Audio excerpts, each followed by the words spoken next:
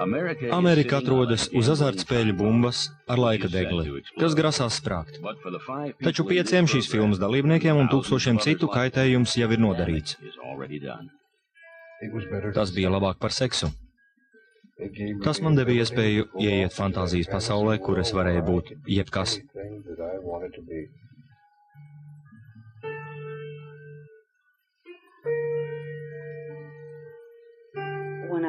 Kad es spēlēju azartspēles, neviens nezināja, kas es esmu.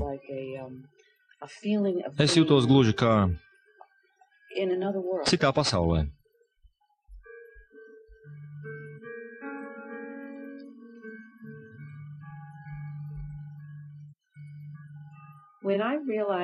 Kad es sapratu, ka vairs neesmu noteicēji savā dzīvē, man nenāca prātā griezties pie kāda pēc palīdzības. Man gribējās, lai kāds man iedotu miega zāles, un es varētu pielikt visam punktu. Lūdzu, piedod. Azartspēles. Atkarības varā. Amerika nespēja pārtraukt azartspēles un derības. Azartspēļu bizness ienes pāri par $1 triljonu gadā, kas ir vairāk nekā puspasaules lielāko uzņēmumu kopējie ienākumi. Sporta notikuma svarīgākais brīdis, Super Bowls, liek veikt līdz pat 5 miljardiem galvenokārt nelegālu likmju. Tas ir lielākais azartspēļu pasākums pasaulē.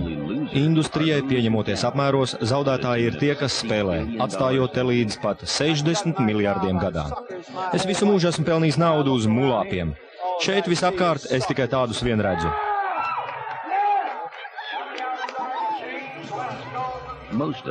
Vairums no mums šķiras no naudas labprātīgi, itin kā azartspēles apmierinātu cilvēka pamatvajadzības.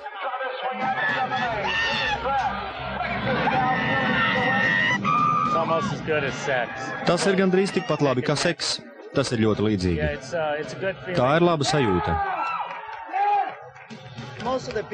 Vairums man pazīstamo cilvēku, ja viņus nesaista cieša interese, likme, ir apātiski. Spēlēšana liek viņu asinīm kūsāt, rada adrenalīnu.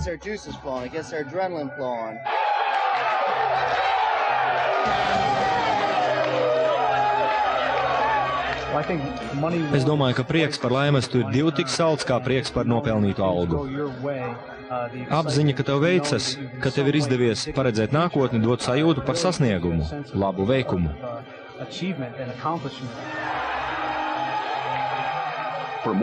Vairāk nekā 3 miljoniem amerikāņu spēlēšana ir slimība. Jēziņ! Nepārvarama tieksme, patoloģisks stāvoklis, kas izposta viņu dzīvi. Šie cilvēki ir ierauti riskēšanas un likmju virpulī, kur sapnis par naudu beidzas ar parādu murgiem, sarautām attiecībām, izjukušām ģimenēm un pat pašnāvību.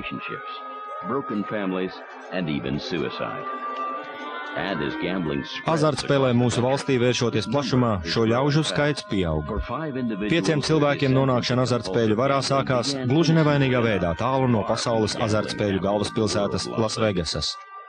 Vispirms viņi tikai gribēja piedalīties spēlē, remdēt spēles kāri, kas ir gluži kā narkotika. Es visu pieaugušā dzīvi esmu diezgan daudz spēlējusi. Man patika spēlēt kārtas uz naudu. Sāku slēgt derības zirgu un suņu sacensībās, pirkt loterejas biļetes. Es devos uz Atlantic City, spēlēju Arubā. Es nekad nedarīju ko tādu, kas man šķistu pārmērīgs. Manuprāt, tas viss vienmēr ierindojās atpūtas vai izklaides kategorijā.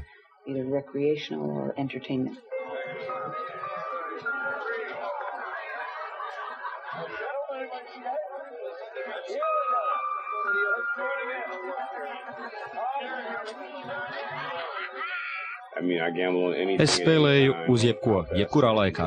Cik ātri var izdzert glāzi ūdens, cik ātri prusaks uzskries līdz griestiem. Lotereja, zirgi, cīņas, basketbols, futbols. Cik zaļas mašīnas pusstundas laikā pabrauks garām, cik sarkanas. Nonāca tik tālu, ka es visu darīju azarta pēc.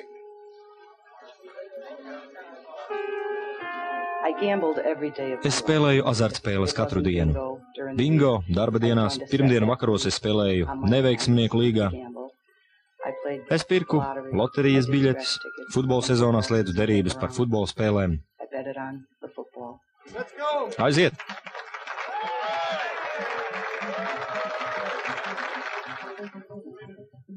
Es sāku spēlēt pusauģa vecumā, šķiet, armijā. Tas bija tikai dzīvesveids. Tāpat arī piekdienas vakara pokers, man tas patika. Es kļuvu par diezgan labu pokeru spēlētāju. Nespēlēju uz lielām likmēm, tomēr varēju diezgan labi nopelnīt. Mans sapnis bija doties pensijā un braukt uz Lasvegasu, lai paniekotos pie pokera galda.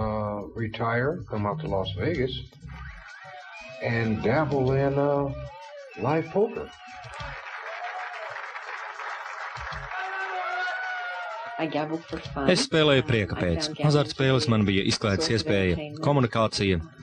Tomēr es arī sapratu, ka tā man var būt nopietna problēma.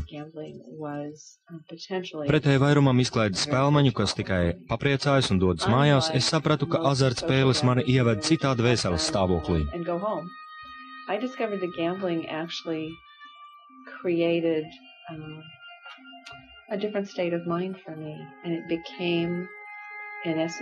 Es tās lietoju kā narkotiku, lai bēgtu no savas dzīves un no sāpēm.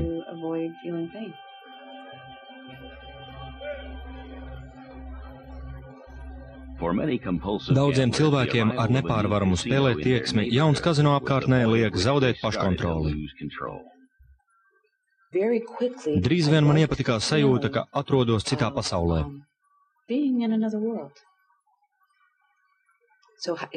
Tieši kāpēc tā notika, es nezinu. Bija daudzi faktori.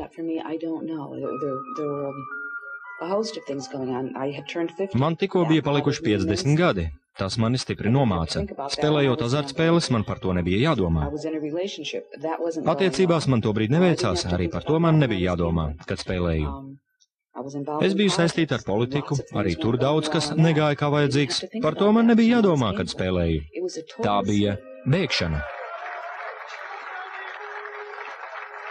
1989. gadā man tika diagnosticēta multiplā skleroze, un mana situācija kļuva visai slikta. Es vairs nevarēju staigāt, nespēju strādāt un biju spiests doties pensijā.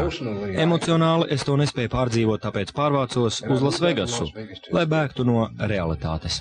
Ja cilvēkam piemīt nepārvarama tieksme spēlēt, tad iespēja aizbēgt no dzīves šķiet ļoti pievilcīga.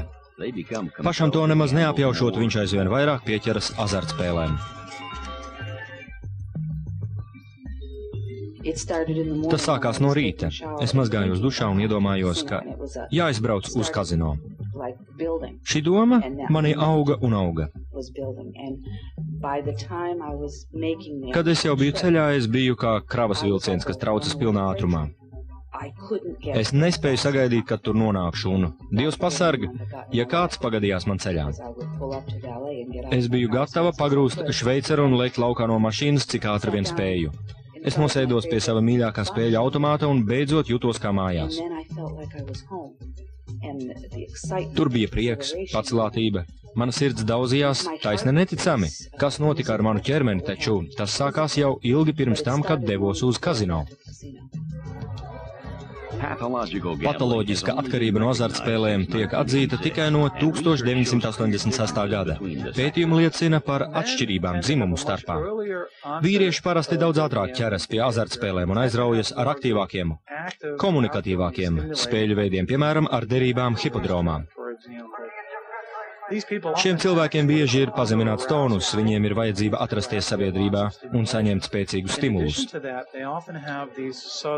Bez tam viņiem bieži vien ir izteiktas garastāvokļa svārstības. Vīrieši daudz biežāk spēlē, esot maniakālā vai hipermaniakālā stadijā. Viņi nespēj sevi apvaldīt, viņiem ir jādodas uz kazino.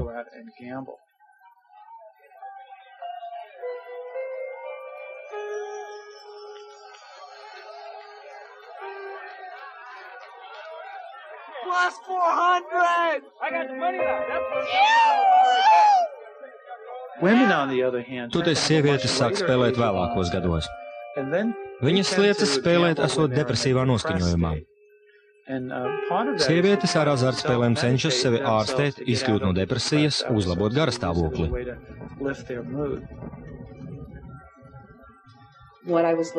Es meklēju veidu, kā izslēgt apkārtējo pasauli un konstatēju, ka tas lieliski izdodas ar azartspēlēm. Tomēr vienlaikus es uzskatīju, ka tikai izklaidējos, es varēju iztērēt naudu un varēju to laimēt. Sākumā, kad laimēju, es jutos brīnišķīgi, es jūtu uzmundrinājumu. Likās, ka manā dzīvē kaut kas norisinās. Tieši šī pacelātība azartspēles sākotnēji padara tik pievilcīgas. Runājot par patoloģisku tieksmi uz azartspēlēm, mēs, zinātnieki, neesam apjautuši, ka tā pastāv jau kopš mums zināmās vēstures pirmsākumiem. Un noteikti ir kāds iemesls, kāpēc cilvēki spēlē azartspēles. Tās dod kādu labumu. Es jūtos lieliski. Šaubos, vai es to vēl kādreiz darīšu, tomēr, kas zina, viens no iemesliem ir rotaļas moments pieaugušajiem. Mēs zinām, ka rotaļas ir ļoti svarīgas bērniem, viņu attīstības posmos, un tās ir svarīgas arī pieaugušajiem, pusmūža un vēlākos gados. Mums katram ir jāatslēdzas no ikdienas notikumiem, jāļauj smadzenēm atpūsties un jādod slodzes, sirds un asinsvadu sistēmai. Šai ziņā azartspēlēm ir savi plusi.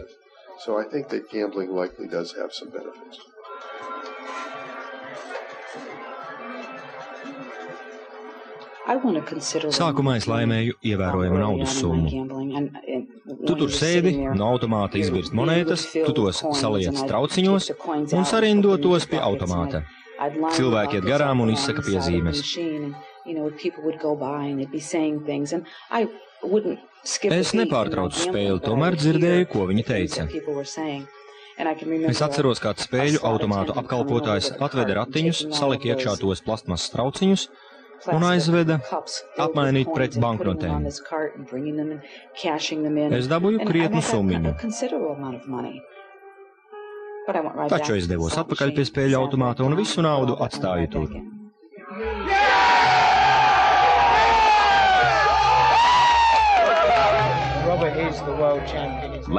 Laboratorijas eksperimentos noskaidrots, ka reizi pa reizē laimējot, spēlmaņa psihē aizvien dziļāk iejaužas nepārvarama tieksme spēlē. Tas ir spēcīgāks stimuls nekā pastāvīga laimēšana. Tā notika ar Rodžeru pēc tam, kad viņš saprata, ka pokers pie kāršu galda ir viņam par grūtu. Viņš atrada intīmāku spēles variantu, kam bija postošas sekas. Es sāku spēlēt video pokeru, lai pavadītu laiku kopā ar sievu. Sākumā tas bija forši, es varēju aiziet. Taču vienā brīdī, es neatceros kurā, tas mani lēnām pārņēma.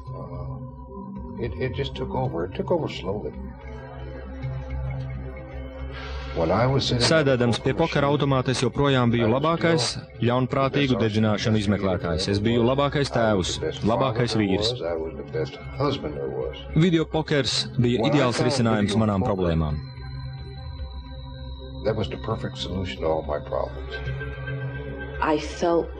Es jūtos kā nohipnotizēta. Es sev teicu, ka nedarīšu vairs tā, un biju par to pārliecināta.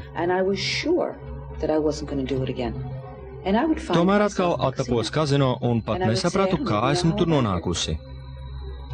Es jūtos tā, it kā kāds būtu atņēmis man spēju domāt.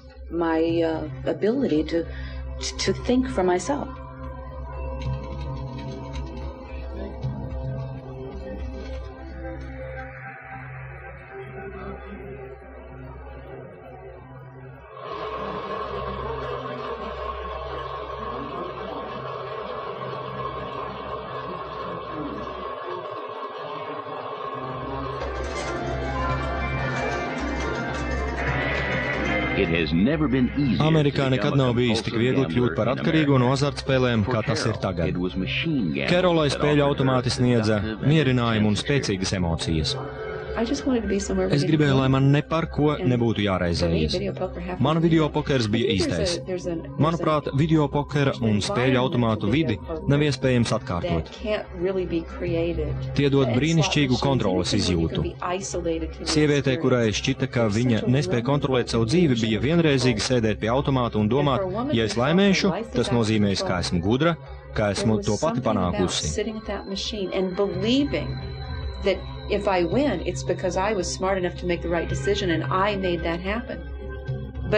Un, protams, ja zaudēju, tā bija vienkārši neveiksme, nejaušība. Man bija vēlme atgūt kontroli pār savu dzīvi šai izolētajā videopokera pasaulītē. Es to nespēju rast citos azartspēļu veidos.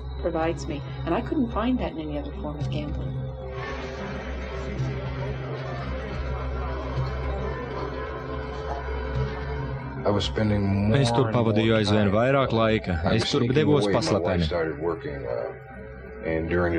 Mana sieva sāka strādāt, un pa dienu, kamēr viņa bija darbā, es devos spēlēt. Es braucu uz kazino, sākumā es tur pabiju tikai kādu stundiņu, vēlāk bija tā, ka es paskatījos pulksteni un atklāju, ka ir jau vēls, un tikko paspēju atgriezties mājās pirms sievas. Ko tu šodien darīji, mīļais? Neko īpaši tīrīju māju, darīju šo vai to. Es viņai nestāstīju, ka tērēju naudu kazino. Tomēr laika gaitā laimesti nebija tik bieži un tik lielos apmēros kā zaudējumi. Kad es zaudēju, es pietuvojos dzīves sāpīgajai pusē, reālajai dzīvei. Kā es nomaksāšu īri? Kur dabūšu naudu? Kā es izskaidrošu citiem, ka esmu zaudējusi tādu summu? Tur bija arī vainas apziņa, kauns, trauksme. Sajūta, ka tas jāizbeidz. Tā nu šis cikls kļuva par manu dzīvesveidu. Kad laimēju, es jūtos attaisnota, likās, ka viss būs kārtībā, ka brīnumainā kārtā visas manas problēmas atrisināsies, jo man veicas, es laimēju. Kad zaudēju, es sabruku un sapratu, ka nekas nav uzlabojies, kļūst tikai sliktāk. Un tas, kā es cenšos tikt galā ar dzīvi, visu padara vēl ļaunāku nekā bija sākumā.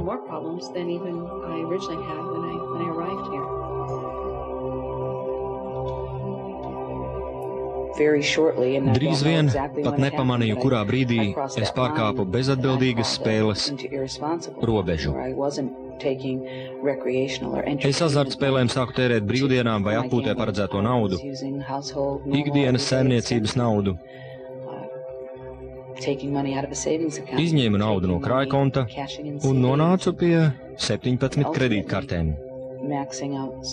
jo ar apsēstību nav iespējams cīnīties. Vairums spēlmaņu nesaprot, ka tā viņiem ir problēma. Iespēja viegli piekļūt naudai visu tikai pasliktina.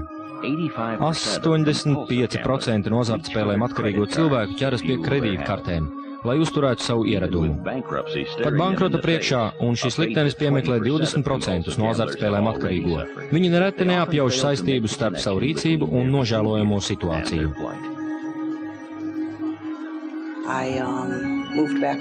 Es pārvācos atpakaļ pie vecākiem, jo vairs nespēju savilkt galus kopā. Man šķita, tas ir tāpēc, ka nepelnu pietiekami, tāpēc paņēmu papildu darbu. Tomēr joprojām nespēju iztikt. Tomēr es nesapratu, ka tas ir azartspēļu dēļ. Sākās manas dzīves tumšais periods. Es nonācu ļoti smagā depresijā. Es varēju zaudēt pēdējo grasi, ieķīlāt māju. Man iznākot no kazino neviens nevarēja pateikt, esmu laimējis vai zaudējis. Tāpēc es gāju ar augstu paceltu galvu, kamēr tiku līdz savai mašīnai. Taču iekāps mašīnā. Reizēm nevarēju atslēgu ielikt aizdedzē, jo acis bija pilnas asaru.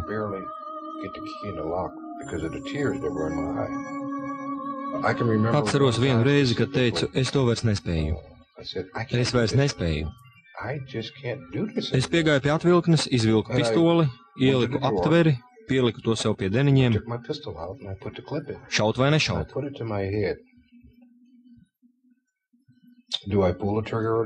Šaut vai ne? Un tad es pēkšņi iedomājos, mana māte negrib, ka es nonāku uz ielas.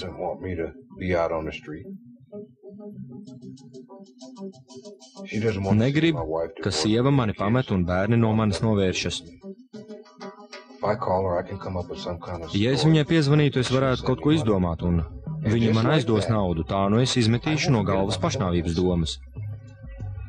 Es vēl nemaz nebiju piezvanījis, taču jau zināju, ka nauda būs, un es atkal tupēju pie spēļu automāta, atrados notikuma virpulī un nemaz nebraucu mājās.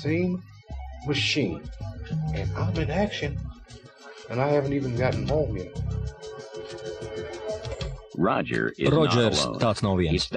Vajadzība pēc notikumu virpuļa ir tas, bez kā azartspēļu apmātie nespēja iztikt. Videopokers sagādāja pastāvīgu, ilgstošu prieku un postu.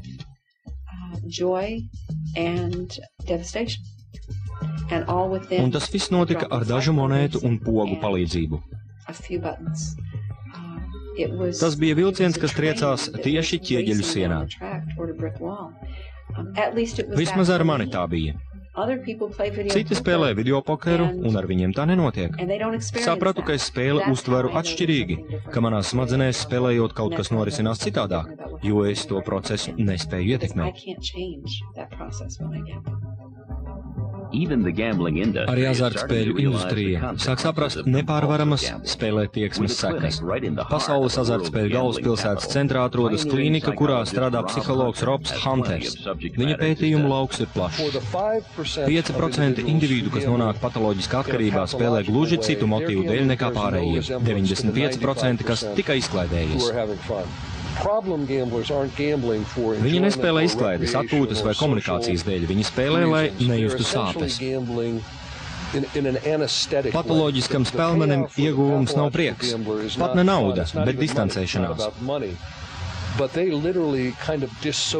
Runāt ar šādu spēlmeni pēc kārtējā azartspēļu plosta ir līdzīgi kā runāt ar alkoholiķu pēc dzeršanas perioda. Viņiem iestājas tāds kā atmiņas zudums. Es nesapratu, cik laika pagājis, es nesapratu, kur esmu. Tā ir krēslas zona. Spēlējot, es nonāku kaut kur citur. Es esmu slims.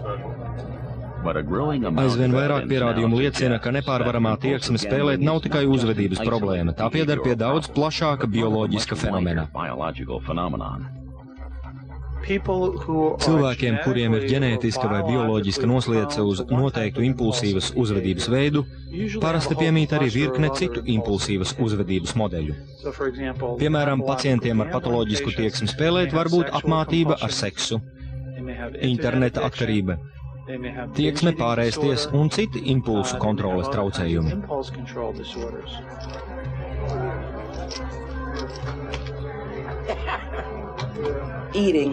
Arī ēšana man ir atkarība. Mana māte teiktu, ka esmu apmāta ar kurpju pirkšanu. Es vienmēr pērku kurpes.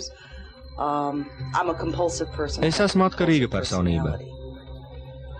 Pēc gada, ko nodzīvoju pie vecākiem, nekas nebija uzlabojies, ne finansiāli, ne emocionāli. Es sapratu, ka kaut kas nav kārtībā, tomēr man neprātā nenāca, ka vainīgas ir azartspēles.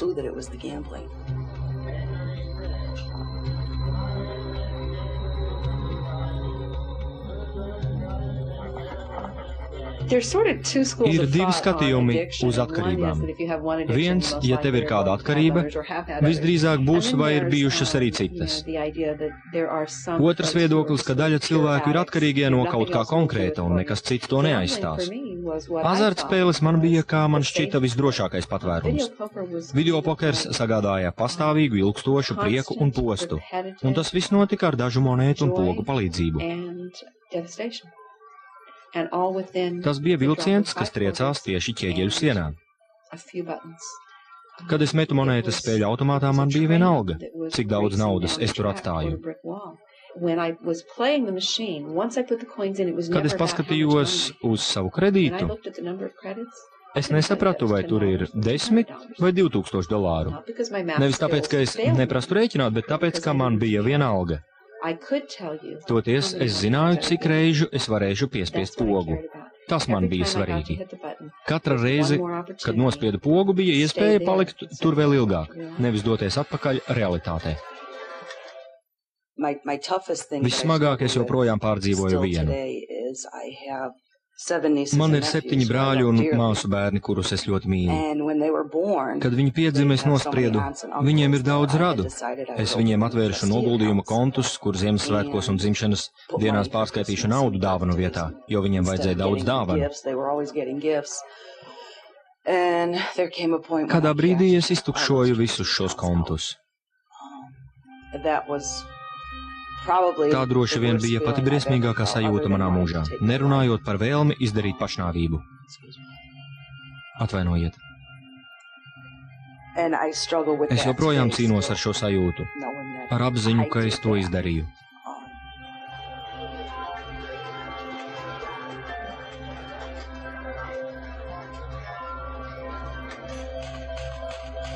Man vienmēr likās, ka azartspēles ir pagaidu risinājums manām īslaicīgajām problēmām.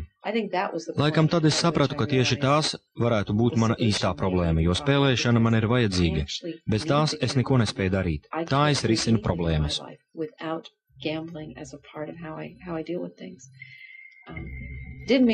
Es nesaku, ka biju gatava pārstāt, nesaku, ka gribēju pārstāt.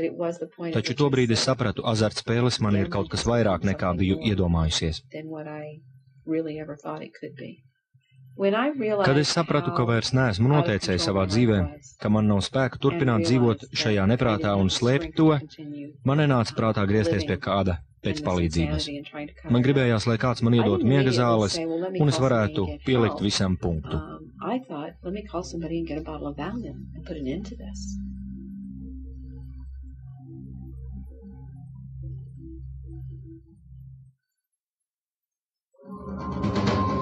Azartspēļu varā nonākušajiem bagātības solījums slēpjas visur - kazino, hipodromā, vietējā veikaliņā.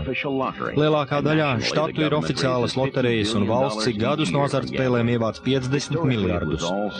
Vēsturiski azartspēles tika uztvertas kā ļaunums, stāsta azartspēļu pētījuma centra vadītājs Bob Bernārs. Ļaudis jau gadsimtiem ilgi krīt par upuri azartspēlēm. Tomēr viņi nenonāca medicīnas uzmanības lokā. Mediķi šo iedzīvotāju grupu definēja tikai pirms kādiem 20 gadiem.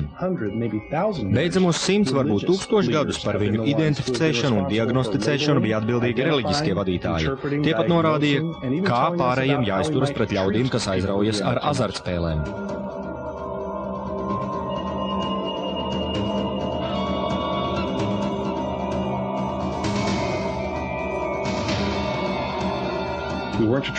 Mēs izturējāmies pret viņiem kā pret slimiem, kā pret grēciniekiem. Tagad mēs esam mainījuši šo uzmanības fokusu. Mediķu ziņā ir izlēmt, kas ir šie cilvēki un kā mums pret viņiem jāizturas. Tomēr daudzi kauna faktori, ar kuriem spēlmeņi sastopas ikdienā, nāk no 1000 gadu ilgas reliģiskās neiecietības.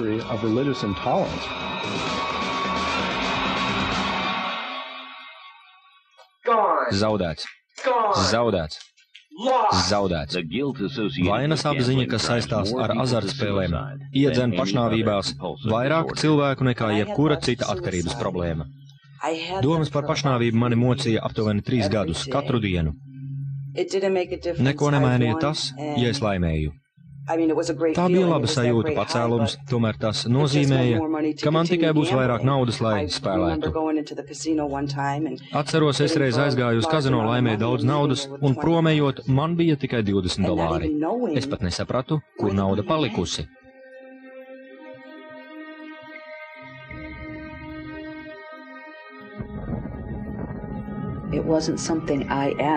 Es pati to nevēlējos. Ja kāds mani būtu nolicis uz sliekšņa un teicis, ja tu tā darīsi, tu zaudēsi visu naudu un tev draudēs bankrots, tu būsi iztukšojusi 17 kredītkartes, vai tas nebūs jauki? Es sākumā par to nedomāju. Man tas sākās kā izklaide. Tas bija aizraujoši.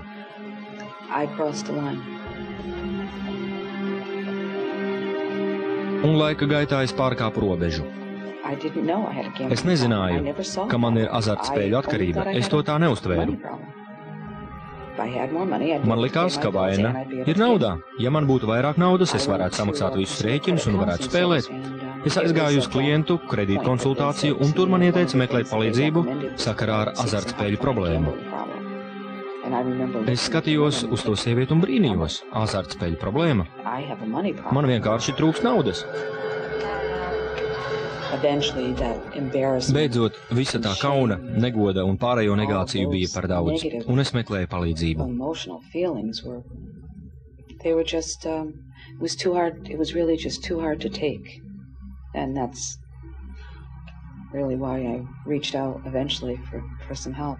Vai jūs esat agrāk gājusi pie terapeita? Sanāk, es gāju pie laulību terapeita. Es viņam daudz meloju.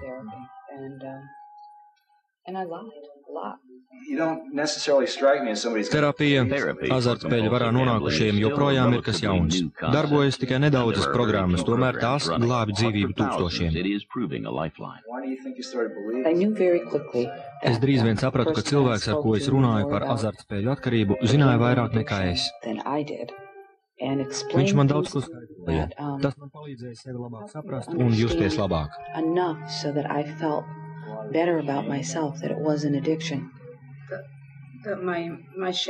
Kauns pašai par sevi lielā mērā bija par iemeslu tam, ka es negriezos pēc palīdzības. Un kas mainījās šonedēļ? Es uzzināju, ka manā prātā notiek ļoti daudz kas. Maz pamazām es biju sākusi spēlēt biežāk, tērēt vairāk naudas, vairāk laika. Un tas, kas norisinājās manā galvā, lika man to darīt aizvien biežāk un biežāk. Tas nav nekas labs, taču man tas ļāva justies labāk, saprast, ka es neesmu jukusi.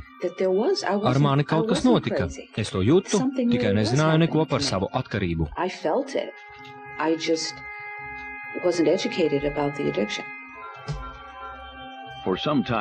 Šobrīd nepārvaramu tieksmi spēlēt uzskata par visīstāko atkarības formu, tomēr tā vēl nav pilnīgi izprasta.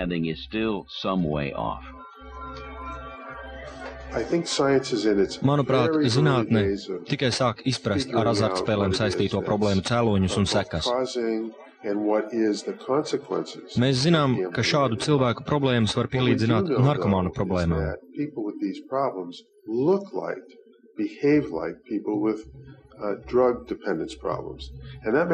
Interesanti, ka mēs varam pētīt viņus neirobioloģiskā aspektā bez narkotiku vai alkohola klātbūtnes. Mēs varam saprast, kādas izmaiņas smadzenēs rada noteikts dzīvesveids, dzīvē iegūta pieredze, nevis ķīmija.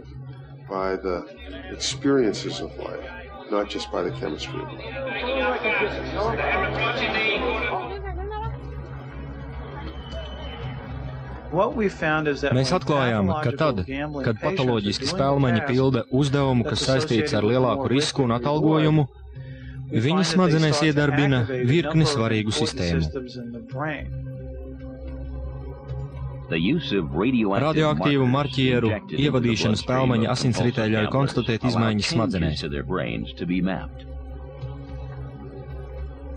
Viņi aktivizē baudas centrus, kas saistīti ar atalgojumu un pamudinājumu.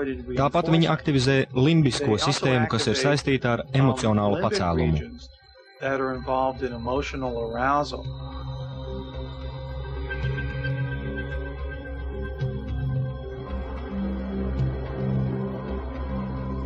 Patoloģiskas spēlmaņa smadzenes ir citādākas. Tās ir pārlieku aktīvas, meklējot simulējošu nodarbi. Toties slikti funkcionē, kontrolējot neadekvātu rīcību. Tieši tāpēc viņi turpina iekūties nepatikšanās, tāpēc viņiem rodas darbības traucējumi, un viņi spēlē tikmēr, kamēr notiek kas slikts. Mana sieva pārnāca no darba, es viņai teicu, aiziesim uzspēlēsim. Viņa atbildēja, ka ir nogurusi, spēlēsim rīt. Nē, mums jāspēlē šodien. Man jāizveidina galvu. Es pierunāju viņu braukt uz kazino. Mēs kādu laiku spēlējām, bet zaudējām. Es piegāju pie bankomāta, mēs vēl kādu brīdi spēlējām un zaudējām. Es atkal piegāju pie bankomāta un atkal spēlēju. Bankomāts spēle, bankomāts spēle. Jūs nevarat iedomāties, cik reižu es gāju pie bankomāta. Tā nu es tur stāvēju vienos naktī, sievai bija jāiet uz darbu, un man bija rokā pēdējā $20 banknote. Es paskatījos uz to un sāku raudāt. Es teicu, ka vairs nespēju. And I said, Sacīju, tomorrow morning, ka nākamajā rītā meklēšu palīdzību. I'm going to get some Viņi help. jautāja, kādu palīdzību. She said, help Es with teicu, ka nespēju pārstāt spēlēt. what? I said, I can't stop. Viņa gambling. nesaprata. She said, what are you talking about? You don't understand. Es teicu, ka nespēju pārstāt I spēlēt. can't stop. Tas mani gambling. pazudinās. And it's destroying me. You don't have a clue as to what's been going on. Sieva nesaprata, kas ar mani notiek. At that time, they were Tobrīd ready to mums foreclose grasījās on the atņemt house. māju, bet viņa neko She nezināja. didn't have any idea. I had maxed out probably 15 different Es credit biju cards. iztukšojis kādas 15 kredītkartes. Viņa par to neko nezināja. Es biju iztērējis ietaupījumus pensijai. Es biju aizņēmies naudu no radiniekiem, no draugiem, no kaimiņiem. And I just couldn't go on living. Es nespēju vairs tā dzīvot. Es I zināju, knew that if I didn't, ka citādi I was man gonna die. ir jāmirst.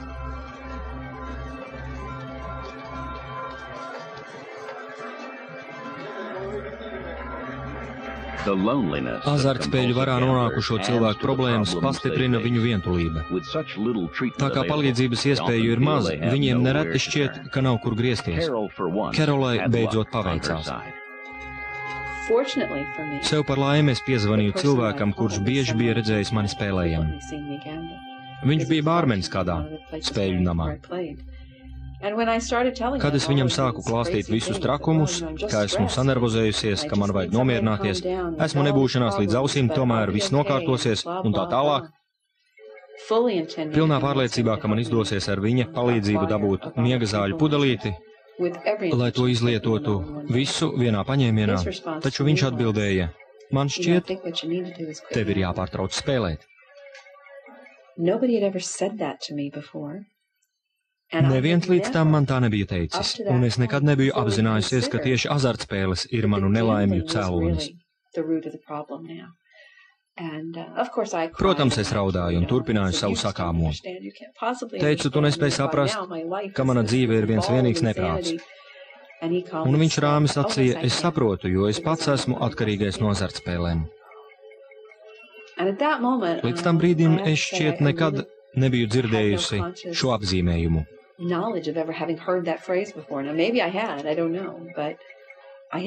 Es nekad nebiju apvienojusi šos iedzienus - azartspēles un atkarība. Likteņa ironija, ka problēma, ar kuru man bija ļoti grūti sadzīvot un kas man sagādāja daudz pārdzīvojumu, trauksmi un stresu, bija izpostījusi arī manu ģimeni. Tā bija izjukusi narkotiku un alkohola dēļ. Es biju precējusies ar atkarīgo, tomēr nespēju pamanīt šo pašu iezīmi sevī.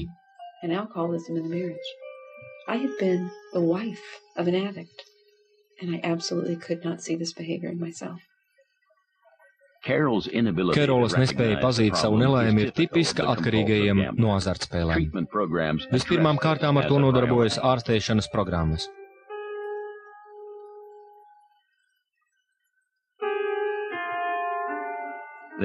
Pašreiz 30 ASV štatos ir ārstēšanas centri.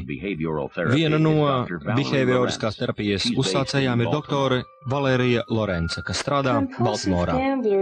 No azartspēlēm atkarīgie parasti ir inteliģenti cilvēki. Ārējā pasaulē viņi domā loģiski, taču pašanalīzi veids ļoti maz. Kad viņi ierodas ārstēties, viņi apgalvo, ka nākuši parādu dēļ un lūdz palīdzību atrisināt savas finansiālās problēmas. Atkarīgais nesaista azartspēles ar to, ka sievai bijis mīļākais vai ka viņam tikko konstatēts vēzis vai ar kādu citu emocionālu traumu.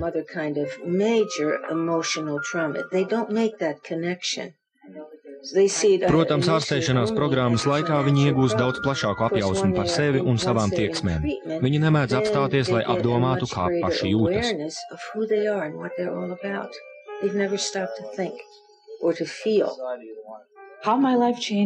Kas mainījās pēc pirmās tikšanās?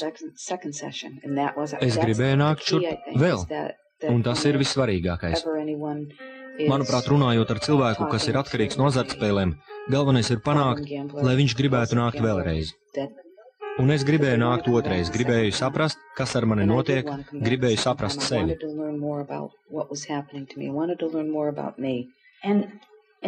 Tas man palīdzēja justies labāk. Man bija mazliet vieglāk tikt galā ar to, ka biju rīkojusies tā, kā biju rīkojusies, un varbūt es nebiju vainojama gluži visā.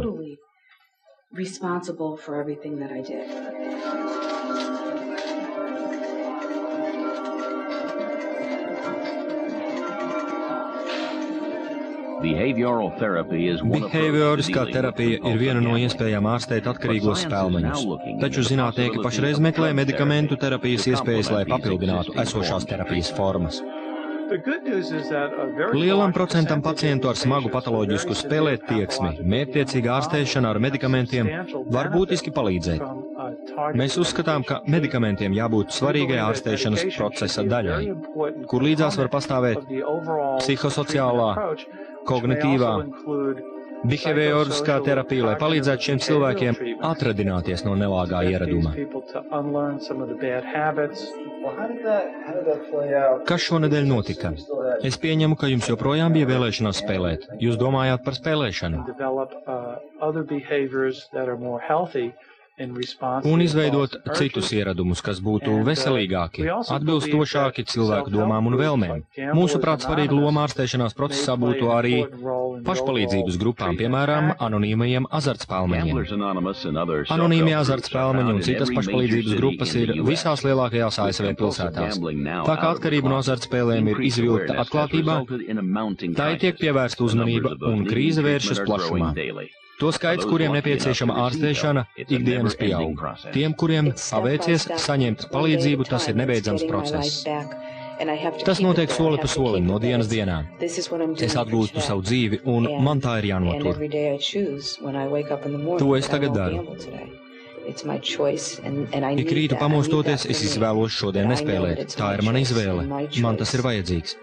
Man ir vajadzīgs apzināties, ka tā ir mana izvēle šodien nespēlēt. Un vakarā es vienmēr esmu ļoti laimīga, ka izvēlējos šodien nespēlēt un nespēlēju.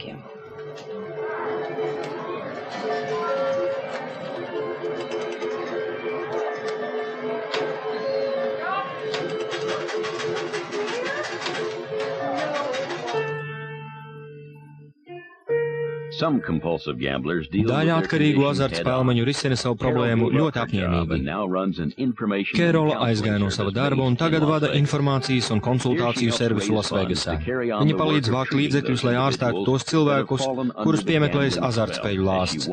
Kā tas reiz notika ar viņu pašu. Bija daudzi faktori, kāpēc es kļuvu par atkarīgo no azartspēlēm. Tas nebija tikai kaut kas viens.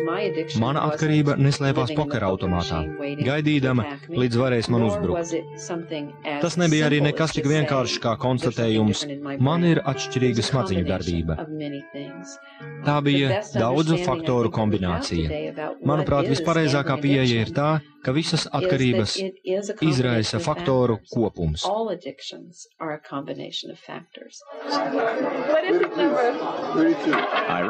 Diemžēl Nevadas štats nefinansē nevienu ārstēšanās programmu, kaut arī daudzi šajienes kazino ziedo tam naudu.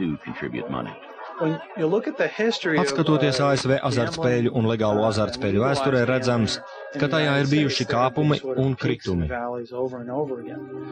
Mūsu sabiedrībā laiku pa laikam bijuši periodi, kad, tāpat kā tagad, spēlēšana uz naudu tiek atbalstīta kā svarīgs nodokļu avots. Tomēr es uzskatu, ja azartspēles plaši legalizē, tad cilvēki ar ģenētisku vai bioloģisku noslieci uz atkarību var nonākt paaugstinātā riska situācijā.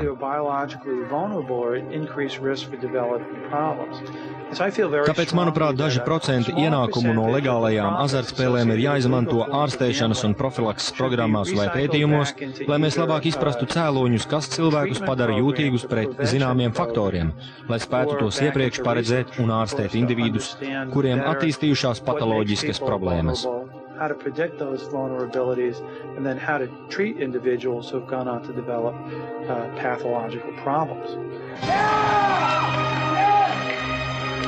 1988. gadā azartspēles bija atļautas tikai 2 štatos. Tagad tās ir atļautas 38 štatos. Pāri par 95% iedzīvotāju pieejami kazino. Tomēr īstus draudus nākotnē rada internets. Pašlaik darbojas jau 1800 azartspēļu vietu, un tā ir visstraujāk augošā azartspēļu iespēja pasaulē. Speciālisti paredz, ka patoloģiska azartspēļu tieksme izvērtīsies par epidēmiju. Iespējams, ka palīdzēt varēs medikamentu terapija. Tomēr jebkuras ārstēšanās stūrakmens ir un paliek pašpalīdzības grupas. Es neapgalvoju, ka esmu izārstējusies. Ja man kāds jautātu, vai es esmu atkarīgā no azartspēlēm, es teiktu, ka esmu atlapstoša atkarīgā no azartspēlēm. Es biju intelektuāli, fiziski un emocionāli sagrauta. Vienīgā iespēja man bija braukt mājās un iedzert miega zāles. Tāpēc es viegli piekritu visam, kas, kā man teica, varētu palīdzēt. Par laimi šie cilvēki bija tādi paši kā es. Vienīgi viņi nebija vairs spēlējuši no vienas dienas līdz pat 20 gadiem. Un man bija jānotic, ja šie cilvēki spēj strādāt, dzīvot savu dzīvi un būt laimīgi, nespēlēt azartspēles, dzīvojot Lasvegasā, tad ir vērts pamēģināt.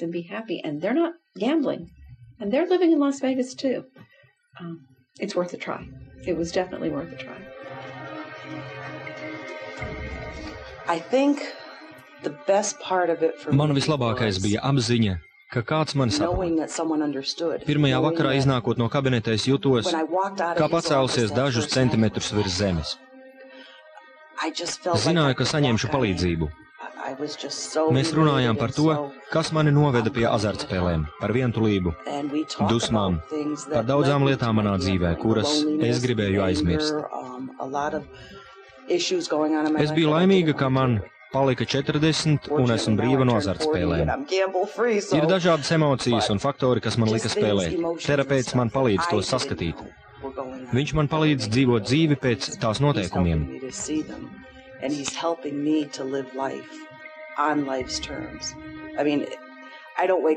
Es nepamostos katru rītu, kā maija saulīte, un ne katra diena ir ideāla, taču es zinu, kā tikt galā ar dusmām un neapmierinātību, skumjām un to, kas noris manā dzīvē.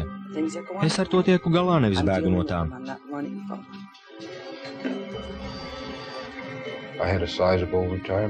Man bija pamatīgs pensijas fonds. 4 gadu laikā tas tika iztērēts. Un tikai pēc tam es sapratu, ka ar mani kaut kas nav kārtībā. Problēma nebija tā, ka es metu monētas spēļu automātā. Problēma bija tā, ka es negribēju redzēt Rodžeru, kurš visiem iespējamiem līdzekļiem centās sevi iznīcināt. Man bija jāpiestrādā, jāmainās. Kad tu pats mainies uz labo pusi, dzīve šķiet pavisam laba. No pāri par 60 miljārdiem peļņas, ko ik gadus ienes azartspēļu industrija, tikai niecīga summa tiek atvēlēta patoloģisku spēlmaņu ārstēšanai. Joprojām samazinoties kontrolei un augot azartspēļu iespējām internetā, tiek apdraudēta aizvien vairāk cilvēku. Tomēr tiem, kuri nokļūst azartspēļu varā, nav drošības tīkla.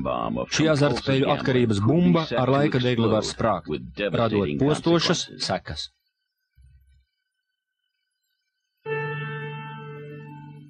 Filmu demonstrēšanai sagatavojusi Latvijas televīzija, tulkojusi Aija Rozentāla, redaktore Maija Seržāne, ieraksta režisore Inte Vitkus, lasīja Uldis Anže.